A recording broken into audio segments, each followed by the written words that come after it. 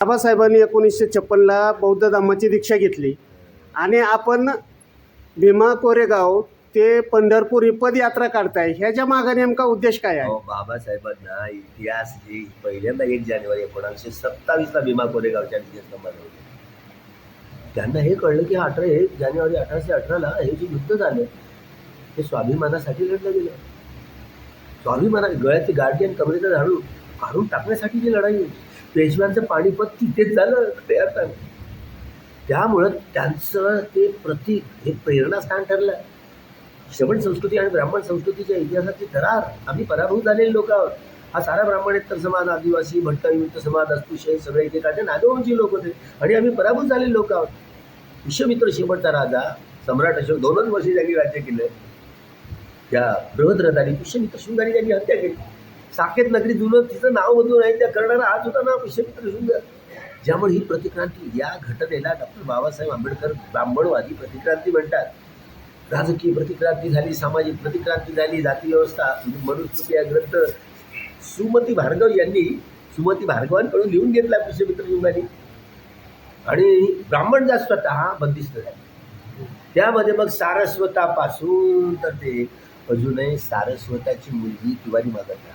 ह्या सगळ्या ब्राह्मणेतरात तर चालते तरी, पण अजूनही ब्राह्मणांमध्ये तिवारीची मुलगी नाही झालं शर्मा आता नाही, विवाह नाही होत. गोत्र समजलं का? नाही होत विवाह अजून, आपली तरी तुटली बंधनं. तर एवढी स्वतः ब्राह्मण जात वर्ण हा जातीमध्ये बंदिस्त झाला. म्हणून उत्पादन प्रक्रियेमधील एकसमान बंदिस्त विभाग म्हणजे जात, जे मार्क्सवाद्यांना समजलं नाही जात, ते केवळ डॉक्टर बाबासाहेब आंबेडकरांना समजलं. त्यामुळं प्रतिकूल या परिस्थितीमध्ये 32 डिग्र्या कमावण्यासाठी गोष्ट आहे. त्या कालखंडात या युगपुरुषासारखा माणूस विचार नाही आहे. त्यामुळे हे चित्त आहे ना बाबासाहेबांचे, हे कामाचर महाकुशल चित्त आहे. त्यामुळे साऱ्या जगातल्या वैज्ञानिकांना मजबूर केलं. केवळ मजबुरीकांना महात्मा गांधी म्हणतात. केवळ महात्मा गांधी मजबूर झाले नाही, महात्मा गांधी मजबूर होऊन घटनेचे त्यात मसुदा समितीचे अध्यक्ष आंबेडकरच राहतील हे गाडीने विरोध केला. मजबूर झालेला गांधी. घटनेचं काम अपूर्ण ज्यावेळेला बॅरिस्टर बाळासाहेब खेर होते, त्यांना तार पाठवली आहे. बॅरिस्टर आंबेडकरांची मुदत संपलेली आहे संविधान समितीमध्ये, या घटनेसुद्धा त्यांना मुंबई राज्यातनं पाठवा, हे गुजरात, महाराष्ट्र, कर्नाटक एकूण द्यावं पाठवावं लागलं. मजबूर झाले. तरीही मात्र गांधीने हे विचारलं होतं पंडित बॅरिस्टर आंबेडकरांचं नाव आणखी नाही मंत्रिमंडळात नव्हतं. जगजीवन रामांचं होतं, पण मंत्रिमंडळात बाबासाहेबांचं नाही. हे त्याच्या टॅलेंटचा तुम्ही उपयोग नाही कराल का? तुमचं काय खरं नाही. त्याच्यासारखं हुशार म्हणून हे गांधी पुस्तक. गांधी स्वतः मजबूर झाले. जगातल्या सगळ्या तत्ववेत्यांना मजबूर करून टाकलं. जगाला युद्धाची नाही तर बुद्धाची गरज आहे. बुद्धाच्या सद्धम्माने जगाचं कल्याण होणार आहे. म्हणून हे गौप्य सगळं रहस्य बाबासाहेबांना त्या भीमा कोरेगावच्या विजयस्तंभाजवळ माहिती झालं. आम्ही पराभूत झालेले लोक आहोत. गुलामांना त्यांच्या गुलामीची जाणीव करून द्या म्हणून 13 ऑक्टोबर 1935ला येवल्यामध्ये मोठी सभा, स्वतंत्र महाराजांची मरण टटवण्यासाठी 35,000 लोक त्या सभेला होते. जन्म घेणं माझ्या हातात नव्हतं, पण जगणं आणि मरण माझ्या हातात आहे. चुकूनही या ब्राह्मणवादी तुरुंगात मी जगणार नाही, मरण आहे. त्यांनी त्यांची प्रतिज्ञा 21 वर्षानंतर पूर्ण केली. नागाच्या नांदी पंढरपूरलाच करणार होते. पंढरपूरलाच करणार होते. बुद्ध जयंतीच्या दिवशी 16 पंढरपूरला करणार होते ना, म्हणून पंढरपूरलाच करणार होते. म्हणून सोलापूरच्या तिथे चावडीवर आले. तिथल्या लोकांची मनं टटवली. जवळ मात्याची लोक पंढरपूरला चावडीवर गेले. तिथे त्यांच्या लोकांची मनं टटवली. तो धर्मांतराचा सोहळा लागला. शेवटी नागपूरकरांचं पारडं जड झालं. 14 ऑक्टोबर शेवटी सोहळा लांबत गेला. 14 ऑक्टोबर 56 दिवस झाले. नाहीतर बुद्ध जयंतीच्या दिवशी पंढरपूरला. कारण काय, हे पांढऱ्या कपड्यातले सगळे लोक आहे ना, उपासक आहेत ना, जात आहेत ते पंढरपूरला पांढरे कपडे. हे 14,000 अरहत भिक्षू पंढरपूरला ज्या विहारात राहायचे, महास्थवीर महाधम्मरक्षित विहार, त्या विहाराचं नाव होतं.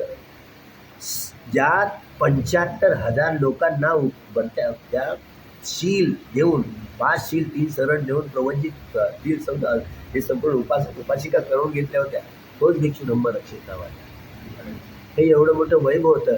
म्हणून हेच ठिकाण का एमर्जन्सीला इंदिराबाईच्या भाकरी भेटली ना, त्यानंतर आम्ही पोरं इकडे आलो.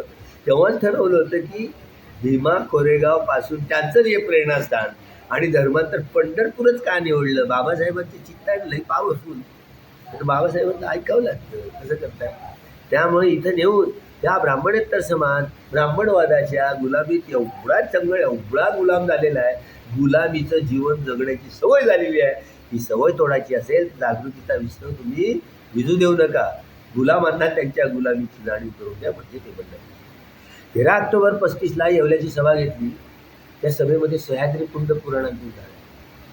त्यामध्ये ब्राह्मणेतर आदिवासी भट्टायुक्त आहे, धर्मांतर झाले मुस्लिम असून की हे सगळे ख्रिश्चन मंडळ, त्यांना एवढ्या खाणगाण शिव्याशाप देणाऱ्या म्हणींचा संग्रह आहे. आणि ते एवढं म्हणजे तो वाचा तुम्हाला कळेल. तुम्हाला हा आमचा कुणबी समाज, हाडाची काळ्या रक्ताचं पाणी करणारा.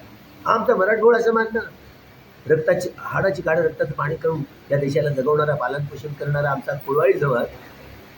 याच्याविषयी कुणब्यांविषयी काय बोलले माय?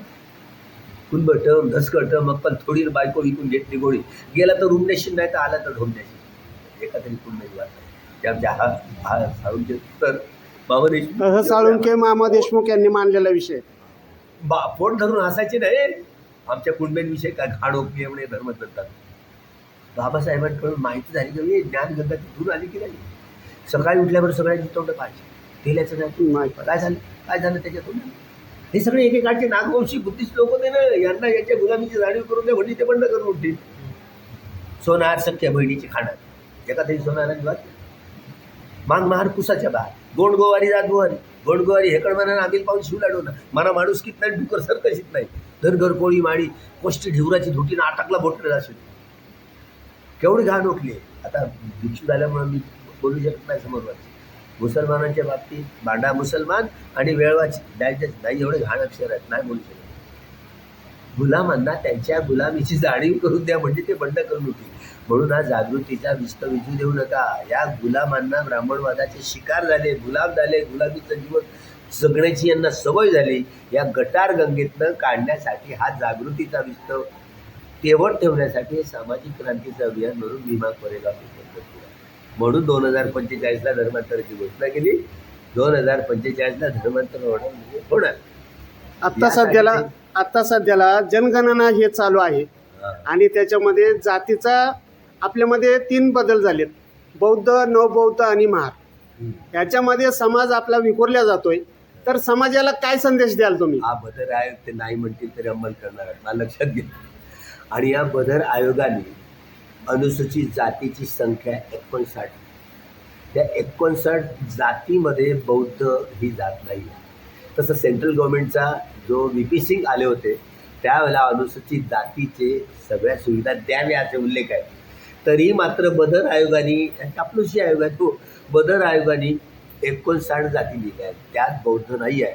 तुम्ही जर बौद्ध लिहा तुम्हाला जनरलमध्ये भेटतील, समजलं.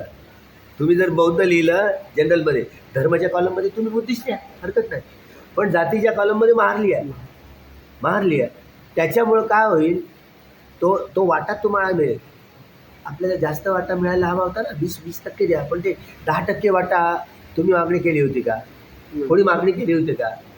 तो उच्चभ्रू लोकांसाठीच्या लाभासाठी त्यांनी जाणीव करून त्यांनीच घटना 50%च्या वर देऊ नये. त्यांनी कायदा तोडला की नाही? सरकारने स्वतः कायदा तोडला.